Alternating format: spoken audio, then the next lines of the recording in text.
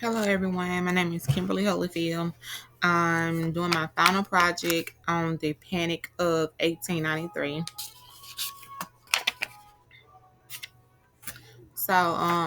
Most of us know that, well, all of us should know that the Panic started in 1893.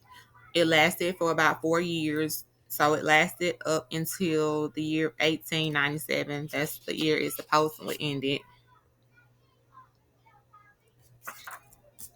So the Panic of 1893, it was targeted by the collapse of the Philadelphia and the Reading Railroads. So that was the start of the pandemic, from my understanding.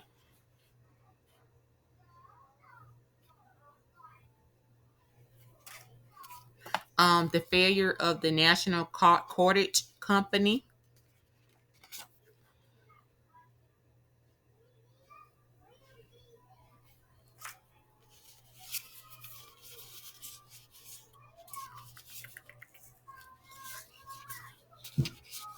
This is not the order I had everything in. Okay, my main points are bank failures, stock market crashes, and the widespread of unemployment that happened to millions of people all over the country. A lot of people lost their jobs. A lot of people just lost jobs, lost their money, barely could survive. So it was a lot of unemployment. A lot of banks failed. It says about 500 banks failed, and businesses that failed. Um, the Panic of 1893 destroyed 172 banks, 177 private banks, 47 saving banks, 13 loan and trust companies, and about 16 mortgage companies where they were closed down. There was damaged. I mean, like they failed. The stock market crash was targeted by falling gold reserves in the U.S. Treasury after the New York market dropped late June. The pandemic selling caused the stock market to crash. You probably can't see that, but I did make my little notes so I can remember what to say. Many Americans turned to the free coinage of silver as a solution to increase the liquidation in the economy.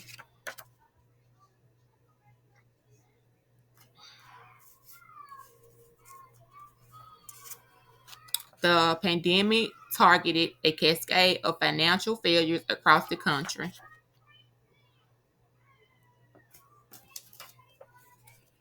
The government repealed the Sherman Silver Purchase Act of 1880. This worsened the economic conditions, leading to further unrest among those who supported silver-backed currency.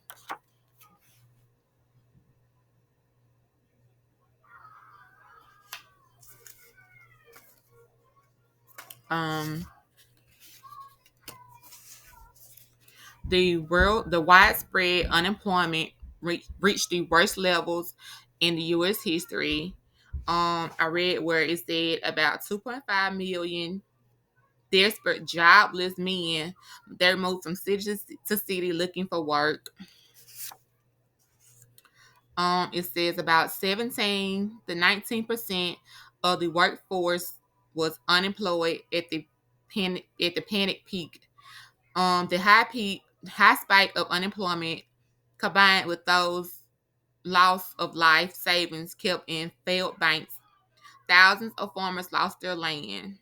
So I guess the ones that left their money in the banks, the banks failed, they lost a lot of their life savings because of that bank. The banks that failed. And I went on to talk to research Jacob Coxey. He was born in 1854. He died in 1951. Coxey organized a group of about 100 men, and they began a march to Washington, D.C. And when him and his army reached the capital, the army had about 500 men total. That went to the Capitol too.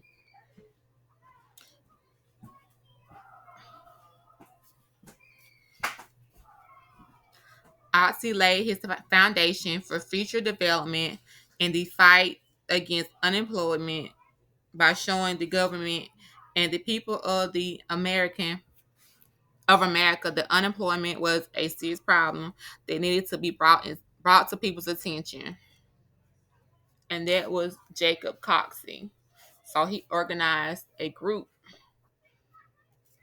to try to bring more awareness to the unemployed people of the country. There's a lot of unemployed people, a lot of unemployed men. Um, I researched Ramsey A. Bruce. He wrote a book. He wrote The Untold Stories of Washington State's First Depression. Most of Ramsey's books were based on old historical papers, old lawsuits that he found and researched, in personal papers like journals and stuff that people wrote back then in 1893. He found a lot of stuff.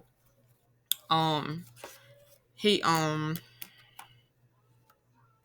think it said he worked about 4 years on that book.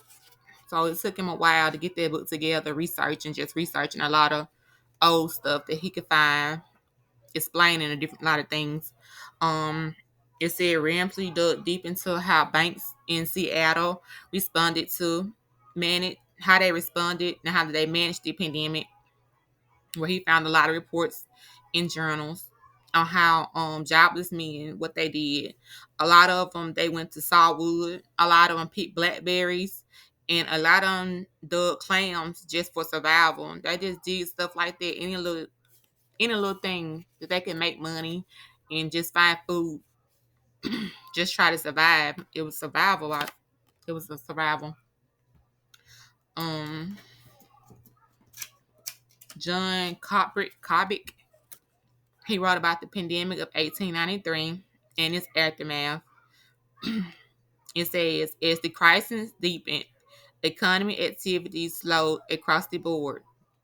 Unemployment rose, and increasing numbers of bank loans, large and small, went into default. So it's a lot of banks closed down. A lot of unemployment rose, which I already talked about, like 2.5 million. I think it said a lot of unemployment banks and things. Um, it says when a bank closes doors, a lot of the people that deposit their money into their bank, they lost a lot of their life savings. If most of them lost all of it, like everything they had in their bank, they lost it because when the bank closed, when it failed, the people lost it. I mean, a lot of things were lost. So yeah, that's my final topic about the pandemic of 1893. Once again, I'm gonna go back over my main points. My main points were bank closures, stock market crashes, and the world spread unemployment of people. That's all, guys. I'm a little nervous, but I hope y'all enjoyed what I could find on my final project.